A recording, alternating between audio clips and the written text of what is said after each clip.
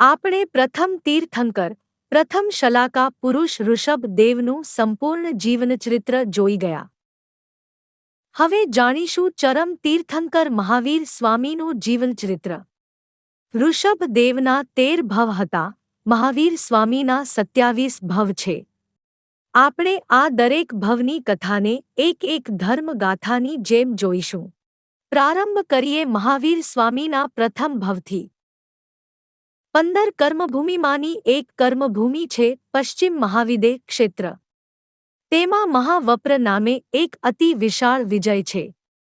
અહીં જયંતી નામની એક નગરીમાં નયસાર નામનો એક મુખી રહે છે.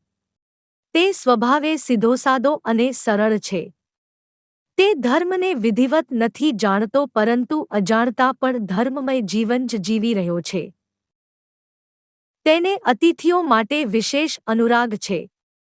તેને ઘેર પધારેલો કોઈ પણ અતિથિ કાયમ ઉત્તમ આદર પામે છે. નયસાર ઉત્તમ સત્કાર સાથે તેની ઉત્તમ સરભરા કરે છે. કહેવાય છે કે તેના દ્વારે પધારેલો અતિથિ કદી ખાલી હાથે પાછો નથી જતો.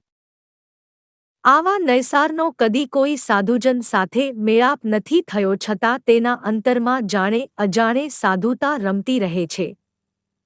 એક દિવસ નગરના રાજાએ નયસારને જંગલમાંથી લાકડા લઈ આવવા માટે કહ્યું. નયસાર લાકડા ભરી લાવવા માટે મોટા ગાડાઓ લઈને નીકળી પડ્યો. તે નજીકના જંગલમાં પહોંચ્યો. ત્યાં સૌ પ્રથમ તેણે સુકાયેલા વૃક્ષોની શોધ કરી. પછી એ વૃક્ષોના છેદન માટે સેવકોને આદેશ કર્યો. લાકડા કાપતા બપોરનો સમય થયો. સૂરજ માથે આવ્યો. સેવકો થાક્યા. નયસારે તે સૌને ભોજન માટે એક પંક્તિમાં બેસાડ્યા. પોતે પણ તેમની સાથે જ બેઠો. ભોજન પીરસાયું. ત્યાં નયસારને પોતાનો અતિથિ ધર્મ યાદ આવ્યો. હવે આવા ગાઢ જંગલમાં તો અતિથિ ક્યાંથી મળે? છતાં અંતરની કોઈ આશાએ પ્રેરણા આપી હોય તેમ નયસાર ભોજનના થાળ પરથી ઊભો થઈ દૂર દૂર સુધી આમતેમ જોવા લાગ્યો. થોડી વારે તેની નજરે કેટલાક લોકો દેખાયા. ધ્યાનથી જોયું તો તે સૌ સાધુ હતા. નયસાર તેમની પાસે દોડી ગયો. પોતાના જીવનમાં તે પ્રથમ વાર સાધુઓને મળી રહ્યો છે. તેણે તેમના ચરણોમાં શીશ નમાવી દીધું. ભલે પધાર્યા ભગવંત, મારું આંગણું પાવન કરો.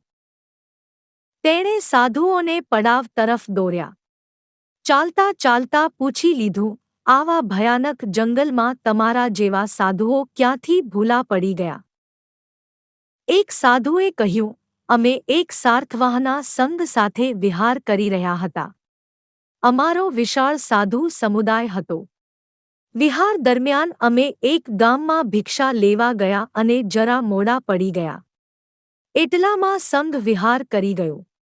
અમે માર્ગ ભૂલ્યા અને આમતેમ ભમતા ભટકતા આ જંગલમાં આવી ગયા. નયસારે તેમને ધરપત આપી, ચિંતા ના કરો. પહેલા આહાર વગેરે કરો. પછી તમારે જે ગામ જવું છે ત્યાં હું પોતે તમને લઈ જઈશ. તે સાધુઓને પોતાના પડાવમાં લઈ આવ્યો. તેમને નિર્દોષ અન્ન વહોરાવ્યું. તે સૌએ વિધિપૂર્વક ગોચરી વાપરી. નયસારે તેમનાથી પણ વધારે સંતોષપૂર્વક અન્ન જળ ગ્રહણ કર્યા કે અતિથિઓને જમાડીને જ જમવાનો પોતાનો ક્રમ આજે પણ બરાબર જળવાઈ રહ્યો છે. ભોજનવિધિ પૂર્ણ કરી તે ફરીથી સાધુઓ પાસે પહોંચી ગયો. સેવકોને લાકડા લઈ નગરમાં પાછા ફરવાનું જણાવી તે પોતે સાધુઓની સાથે ચાલ્યો. સાધુઓને તે યોગ્ય માર્ગ સુધી દોરી ગયો અને આગળના માર્ગ વિશે પણ વિગતવાર જણાવી દીધું. સાધુઓએ જોયું કે નયસાર એક યોગ્ય ભાવક છે. તેમણે તેને ધર્મનો ઉપદેશ આપ્યો. નયસારના શુદ્ધ મન અને પાવન હૃદયે તે ધર્મને તે જ પળે ભાવપૂર્વક ગ્રહણ કરી લીધું. તેના પ્રભાવે તે ત્યાં જ સમ્યક્ત્વને પામ્યો. યાદ કરો, પ્રથમ તીર્થંકર ઋષભ દેવ પણ આ રીતે જ સાધુઓને વહોરાવતા સમ્યક્ત્વ પામ્યા હતા. કહ્યું છે ને કે જે સાધુની સેવા કરે તેની અંદરની સાધુતા આપોઆપ જાગે. તેનું પ્રથમ પગથિયું હોય છે સમ્યક્ત્વ. નૈસાર આ સમ્યક્ત્વ પામ્યો અને એક તીર્થંકરના આત્માનો આધ્યાત્મિક વિકાસ શરૂ થયો. નૈસારનું શેષ જીવન ધર્મમય રહ્યું. અંત સમયે નવકાર મંત્રનું સ્મરણ કરતા કરતા તે શાંતિમય અવસ્થામાં મૃત્યુ પામ્યો. આ હતો મહાવીર સ્વામીનો પ્રથમ ભવ. તેમના બીજા ભવ વિશે હવે પછીના વિડીયોમાં જોઈશું.